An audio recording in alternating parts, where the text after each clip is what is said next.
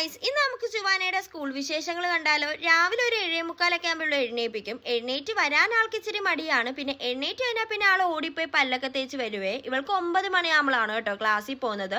മൂത്തയാൾ പിന്നെ 9th അവൾക്ക് നേരത്തെ പോകണം. അതുകൊണ്ട് തന്നെ നേരത്തെ റെഡി ആയിട്ടിരിക്കുവാണ്. ഇവൾ രാവിലെ എഴുന്നേറ്റ പാടെ തന്നെ എൻ്റെ മേക്കപ്പ് പൗച്ച് എടുത്ത് കളി തുടങ്ങി കേട്ടോ. ഇവളുടെ മെയിൻ പരിപാടി ഓരോ സാധനങ്ങൾ എടുത്ത് പരീക്ഷിക്കലാണ്. അതിൻ്റെ ഇടയ്ക്ക് പിന്നെ ഒരു ദോശയൊക്കെ കൊടുത്തു. പക്ഷെ ദോശ കഴിക്കാൻ ആൾക്ക് ഇച്ചിരി മടിയായിരുന്നു കേട്ടോ. അല്ലെങ്കിലും സ്കൂളിൽ പോകുന്ന സമയത്ത് എല്ലാവർക്കും ഫുഡ് കഴിക്കാൻ മടിയല്ലേ.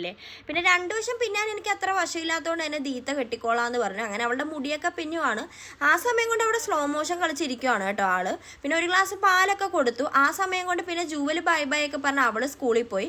അത് കഴിഞ്ഞപ്പോൾ പിന്നെ നമ്മൾ നേരെ പോയി ഇവിടെ കുളിപ്പിച്ചൊക്കെ കൊണ്ടുവന്നു. പിന്നെ 2 വശം മുടിയൊക്കെ ദീത്ത തന്നെ കെട്ടിക്കൊടുത്തു കേട്ടോ. പൊട്ടൊക്കെ ആര് തൊട്ട് കൊടുത്തതിനാലും അവൾക്ക് ഇഷ്ടമല്ല കേട്ടോ. അവൾക്ക് തന്നെ തൊണ്ട. അങ്ങനെ അവള് പൊട്ടൊക്കെ തൊട്ടതിന് ദീത്തയ്ക്ക് ഒരു ഉമ്മയൊക്കെ കൊടുത്ത് നമ്മൾ നേരെ സ്കൂളിലേക്ക് പോവാണ്. ഇവിടുന്ന് ഒരു 10 മിനിറ്റ് ദൂരമുള്ളൂ കേട്ടോ. ഡെയിലി ദീത്ത നടത്തിയാണ് ഇവളെ കൊണ്ടുപോകാറ്. ഇവൾക്ക് ഭയങ്കര ഇഷ്ടമാണ് ഇങ്ങനെ നടന്നു പോകാൻ കേട്ടോ. ഓരോന്ന് സംസാരിച്ചു പോകാൻ ഇവളുമായിട്ട് നല്ല രസമാണ്.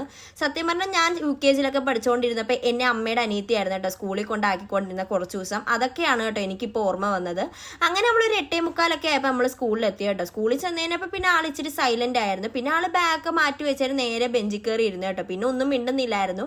അങ്ങനെ ഞാൻ അവൾക്ക് ബൈ ബൈ ഒക്കെ പറഞ്ഞ് നേരെ വീട്ടിലേക്ക് പോയി. അങ്ങനെ നമ്മൾ 3:30 ആയപ്പോൾ വീണ്ടും നമ്മൾ സ്കൂളിലേക്ക് പോവാണ്. 3:45 അവളെ വിടുന്നത്. പിന്നെ ആൾ ഓടി വരുന്നുണ്ടായിരുന്നു കേട്ടോ. രാവിലെ പോയപ്പോൾ ആൾക്ക് ഭയങ്കര വിഷമമായിരുന്നെങ്കിൽ പോലും വൈകിട്ട് ഞാൻ ചെന്നതിനപ്പോൾ ഭയങ്കര ഹാപ്പി ആയിരുന്നു കേട്ടോ. പിന്നെ ക്ലാസ്സിൽ നടന്ന ഓരോ കാര്യങ്ങളൊക്കെ എന്നോട് ഇങ്ങനെ പറയുമായിരുന്നു. നല്ല രസമാണ് കേട്ടോ ഇങ്ങനെ കേട്ടോണ്ടിരിക്കാൻ തന്നെ. ശരിക്കും ഞാൻ ഇവളെ കാണുമ്പോൾ എൻ്റെ സ്കൂൾ ലൈഫൊക്കെ മിസ് ചെയ്യുന്നു.